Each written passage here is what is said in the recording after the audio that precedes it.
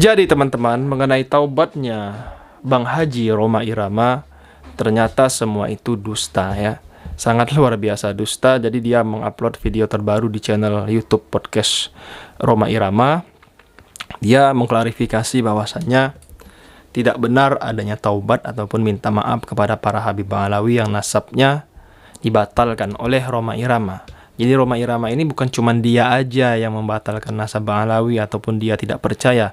Masalah dia tidak percaya yaitu urusan dia, teman-teman. Yang salah dari Haji Rhoma Irama ini adalah dia mengajak orang-orang untuk ikut membatalkan nasab para Habib Ba'alawi, istilahnya dikampanyekan oleh Rhoma Irama seperti itu. Itu yang salah sebenarnya. Kalau dia nggak percaya dengan nasab para Habib Ba'alawi dia sendiri, itu nggak masalah teman-teman. Cuman yang salah di sini adalah dia mengajak orang, mengkampanyekan kepada orang bahwasanya nasab Ba'alawi ini tidak benar, saudara-saudara. Kita tidak boleh ikut para Habib Ba'alawi. Mereka itu bukan keturunan Nabi Muhammad. Mereka itu pendusta. Saya hakul yakin bahwasanya nasab Ba'alawi itu bukan keturunan Rasulullah, bukan keturunan Nabi Muhammad, seperti itu. Jadi Babe Aldo ya, jadi Rhoma Irama tobatnya berdusta. Nggak usah tobat kalau dusta.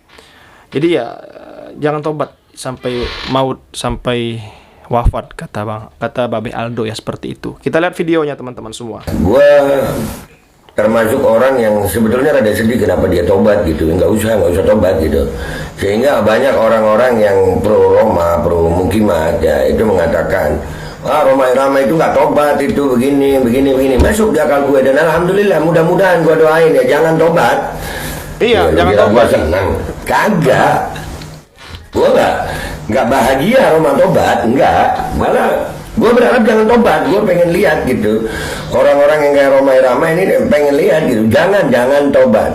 Dan itu juga kenapa gue jadi begini, karena banyak juga komentar-komentar di konten gue tentang Rhoma Irama itu. Rhoma Irama nggak tobat, dusta. Alhamdulillah kalau dia nggak tobat, bahagia gue. Jangan, tolong sampein ya Bang Rhoma, tolong jangan tobat dari tidak percaya habaib.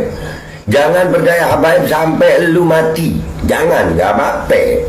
Lu kan di sini kan karena memang narasinya nggak bilang bertobat langsung, nggak. Dan itu ternyata bukan cuma gue, ada Ustadz dari Garut ini ya, beliau ini Masya Allah, beliau juga salah satu yang sering menanggapi ya. Tapi gue follow dia di TikTok aja sih. Cuman gue sepakat nih sama beliau nih, kita dengarkan beliau ngomong apa ya guys ya. Masih berkaitan dengan video viralnya Rhoma Irama ya. Nah, kemarin saya itu membuat video mengenai Rhoma Irama itu tobat. Tobatnya dari apa? Nggak jelas juga. Ketidakjelasan itu semakin diperkuat dengan komentar-komentar yang ada pada video saya itu. Jadi ambigu ya. Orang-orang itu nggak ngerti maksud dari perkataannya Rhoma Irama itu apa. Ya. Maka ya, yang bikin kita makin ragu ya komentar-komentar orang itu malah. Ya tapi gue bahagia kalau Rhoma nggak jadi tobat gitu. Jangan, udah. Ya lanjut Ustaz. Malah ada yang sedikit mencengangkan begitu ya, karena ada yang berkesimpulan bahwa Rhoma Irama itu bukan bertaubat, tapi beliau itu malah menyindir begitu. Jadi karena menyanyikan lagu Mira Santika ya, yang mana di dalam liriknya itu kan ada, dulu aku suka padamu, dulu aku memang suka begitu ya. Dulu aku cinta padamu, dulu aku memang cinta. Nah, sekarang tak mau lagi begitu. Itu adalah simbol sarkasme dari Rhoma Irama untuk lebih mengukuhkan perkataannya bahwa Ba'alawi ini bukan duriannya Rasulullah SAW. Sudah tidak ada lagi mahabbah pada diri beliau itu. Betul. Inilah ya yang menjadi bahayanya ketika seorang public figure, dia itu penyanyi, dikenal luas, kemudian celaannya dikatakan secara secara jelas, sampai nyebut PKI dari Ba'alawi segala macam. Betul. Iya, ada. Betul. Itu sudah menjadi catatan sejarah, tidak bisa dihapus. Tapi di dalam pernyataan taubatnya nggak jelas begitu. Ini apa yang dikatakan sama Rhoma Irama itu nggak jelas. Akhirnya banyak kesimpulan-kesimpulan yang entah memang Rhoma Irama ini bermaksud demikian atau tidak. Cuman kesimpulan itu ya terjadi di kalangan masyarakat luas. Nah ini saya sebagaimana yang telah dikatakan kemarin ya, buat saya itu nggak ngaruh juga, apalagi buat Ba'alwinya begitu. Iya, nggak Kalau menurut ngaruh. saya mah jangankan Roma Irama bilang Ba'alwi nggak tetap begitu ya, atau si Ibad misalkan mengatakan Ba'alwi tidak tetap, tidak sambung kepada Rasulullah SAW. Hatta kalau ada Ba'alwi dia itu mengatakan bahwa saya ini tidak bersambung kepada Rasulullah SAW, saya akan katakan dia nyambung begitu, karena itu qoribun minal qat'iyat begitu ya.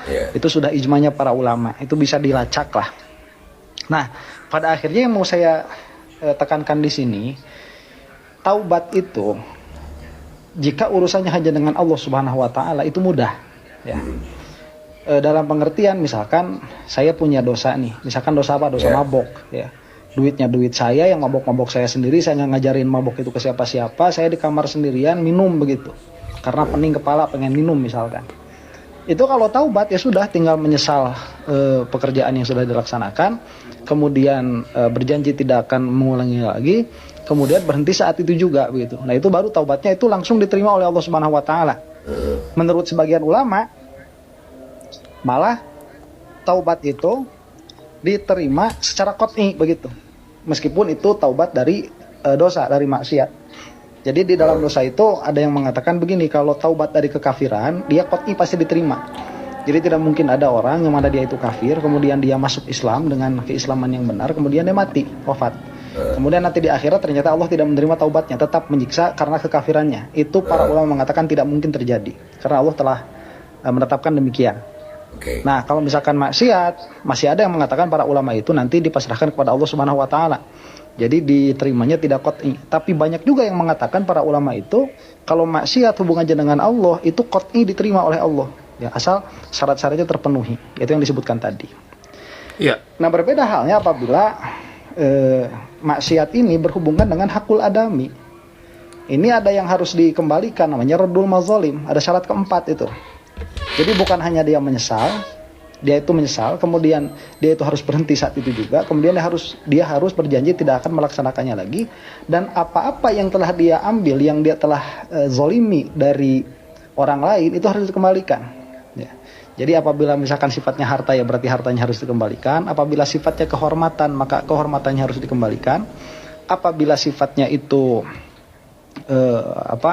seperti memukul dan lain sebagainya, yaitu harus dipinta ridhonya atau dipinta untuk membalas begitu. Itu kalau haknya hakul adam.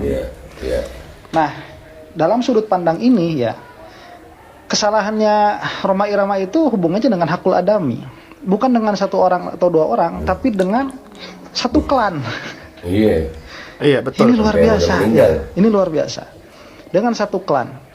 Jadi permasalahannya ini, katakanlah kita musalamah ya. Kalau untuk saya kan ini masalah qat'i begitu untuk saya, karena qat'inya bil ijma'. Tapi kita musalamah lah, ini ada perdebatan. Misalkan ini bagian apa? Bagian zonni, bagian yang memang terbuka perdebatan di situ. Nah, kalau terbuka perdebatan di situ, yang mana ini tidak mujma' alaih, maka di dalam zajrun, di dalam mewanti-wanti, memberi peringatan itu tidak boleh berlebihan, karena ini yang namanya mukhtalafun fihi begitu. Jadi cuman katakan saja saya tidak percaya bahwa Ba'alwi ini adalah dzurriyyahnya Rasulullah sallallahu alaihi wasallam, sudah itu selesai. Gak usah ngambil orang, bahas lagi, nyakitin orang lagi, kemudian sambil bilang perkataan yang tidak pantas begitu ya, menyambung-nyambungkan yang nggak nyambung, perkara yang sejarahnya juga nggak jelas kemudian disambung-sambungkan. Ini gak usah seperti itu. Dan itu sudah terjadi, sudah dilaksanakan oleh Roma Irama. Nah, apabila begitu ya, yang kemarin dilaksanakan oleh beliau itu adalah sebuah pertaubatan dari kesalahan, itu pertaubatan dari kesalahannya belum selesai. Nah, ini dari apa dulu begitu? Kalau taubat dari keadaan bahwa beliau itu pernah menyakiti banyak orang atau mengakibatkan perpecahan di antara masyarakat, ya itu harus diucapkan secara sharih. Mulai dari sekarang saya tidak mau membicarakan lagi perbedaan ini. Posisi saya jelas bahwa Ba'alwi bukan dzurriyyahnya Rasulullah sallallahu alaihi wasallam, tapi cukup sampai di sini. Saya tidak akan ngajak-ngajak orang untuk percaya atau tidak. Ini adalah perkara yang Nah, itu baru benar. Dia taubat dari apa? Dari perkataan atau tindakan yang bisa menjerumuskan orang-orang kepada masuk terhadap hal yang mahdzur begitu, yang dilarang. Kalau taubatnya itu dari dari menafikan satu klan Ba'alwi dari zuriyahnya Rasulullah SAW, itu harus dibicarakan dengan sharih juga, harus dibicarakan dengan jelas juga. Jadi tidak cukup hanya dengan bahasa-bahasa seperti itu, yang mana pada akhirnya orang-orang pun tidak tahu posisinya Rhoma Irama di mana, karena beliau ini adalah seorang public figure begitu. Seorang artis bisa acting, udah nggak usah lama-lama, nanti videonya beliau gue taruh full di belakang ya, dari awal sampai akhir, mudah-mudahan gue nggak kena copyright. Intinya kalau gue ya gue berharap malah ya jangan tobat dah, ya kalau memang dia berdosa, karena dia ini di podcastnya Husain Ja'far itu, dia sama Husain Ja'far dia pernah ditanya, kalau nggak salah Rhoma Irama ini pernah ditanya resepnya kok bisa awet begini, apa berhenti rokok, padahal dia kadang-kadang masih ngerokok ya, banyak saksi yang bilang dia masih ngerokok gitu. Nah jadi, dan dia ini acting gitu, gue berharapnya begitu ya. Jadi jangan GR kita bahagia Rhoma tobat, jangan deh ya. Jadi intinya penjelasan Ustadz ini, mudah-mudahan Ustadz ini umur panjang sehat walafiat. Ustadz izin videonya antum anda stay dan anda sampaikan di belakang. Dan buat penggemar Rhoma Irama, jangan tobat.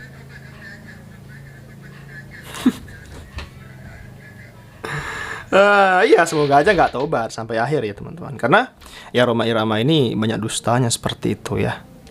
Nangis-nangis waktu di acara itu teman-teman, ini kan diundang untuk ceramah di acara NU kalau nggak salah seperti itu, untuk anggota NU ya. Cuman kan ada 2 penceramah, Habib Alawi 1, dia 1 ya. Ya seperti itulah teman-teman semua, ternyata dusta taubatnya Bang Haji Rhoma Irama. Nauzubillahi min zalik. Oke teman-teman, jangan lupa subscribe MPH channel, bantu tembuskan 100.000 subscriber. Terima kasih. Assalamualaikum warahmatullahi wabarakatuh.